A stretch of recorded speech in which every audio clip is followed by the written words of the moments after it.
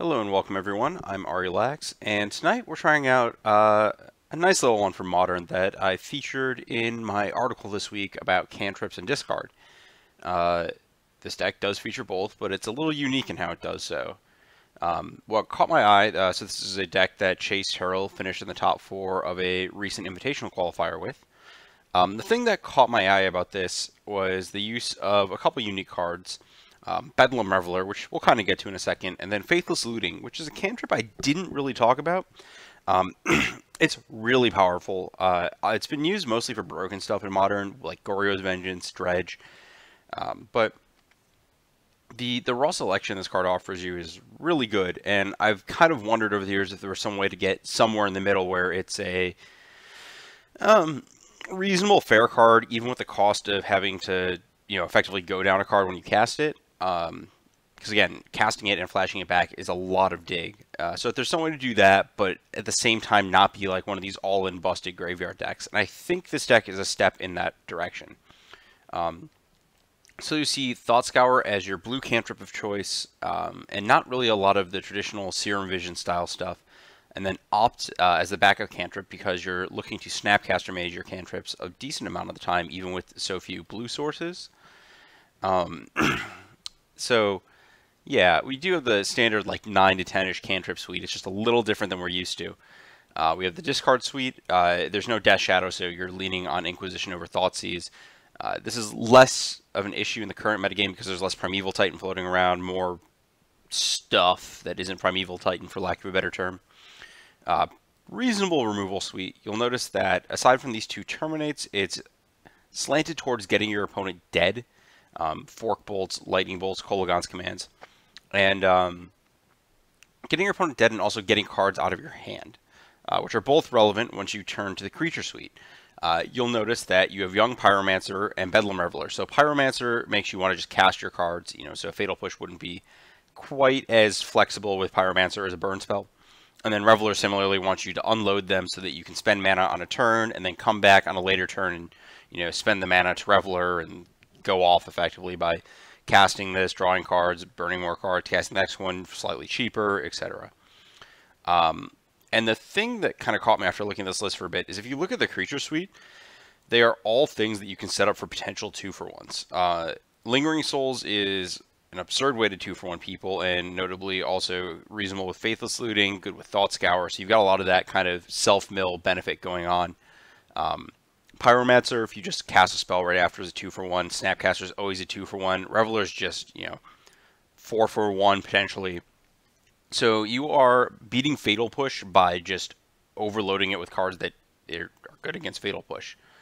The one thing that I'm kind of worried about with this list is not having enough answers to resolve Gurmag Angler, but at the same time, I wonder if the Death Shadow decks are going to struggle positioning themselves against Snapcaster Lightning Bolt, which has generally been a thing they've had. I guess it was in the Gitaxian Probe issue, like era, you could die a lot to that. Now it's a little more difficult, but this deck definitely has the Lingering Souls tools to make that really dangerous. You notice there's 20 lands in this deck. It's a little more than you'd usually find in a cantrip style deck like this, but at the same time, you have ways to make lands that you draw retroactively good with Faithless Looting, so you can afford to uptick your land count.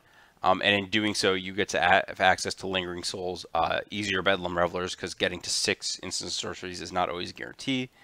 The fetchable split, you have to start only 4 fast lands. Once you start going up to 20 lands, you can afford some of these. I think they do help out a bit, but we'll see how they turn out. And then the fetch suite, there's no island, which is kind of interesting because you do want double blue sometimes, but it doesn't cast any of your base spells, so we'll see on that. The fetches are light on white. I mean, as you can see, only Lingering Souls is a white card in the deck. And beyond Plains, your white source is Godless Shrine, which is fetchable by all your lands.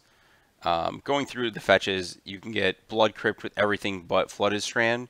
And it is your, base land. You're basically mono red with some black and blue and a little bit of white. But Blood Crypt is one of the most overlapping lands. You can get Steam Vents with any land. You can get Watery Grave with any land. So I guess that's the one thing to consider is if you want a Blood Crypt, you need to be able to fetch for that. It's kind of weird to see fetch issues like this. They're not very common in the era of 10 fetch modern.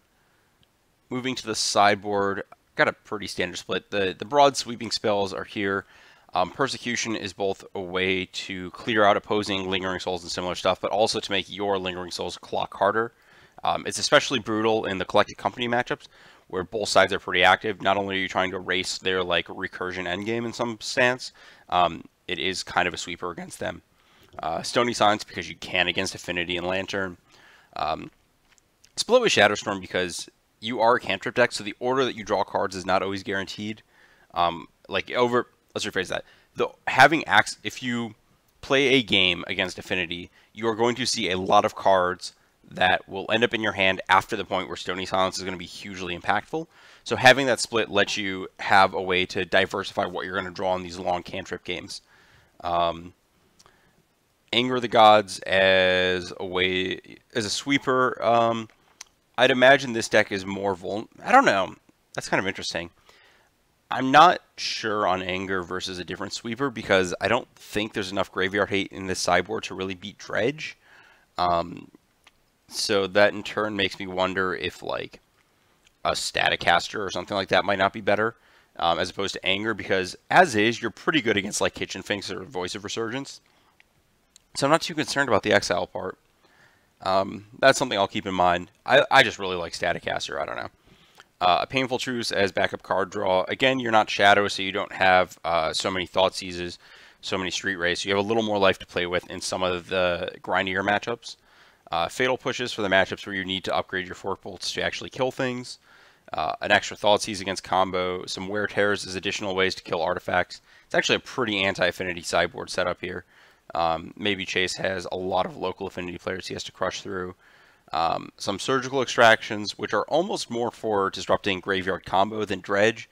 Like I said, I don't see this being enough to reliably beat Dredge, especially with no Cage, because you are... I mean, I guess you're a Snapcaster Souls deck, so Cage is kind of annoying, but at the same time, if you're going to bring in Cage, you're going to crush those decks pretty easily. And I'll be honest, I'm not entirely sure what the Howlet Fountain is for. All your lands fetch the Godless Shrine anyways, so...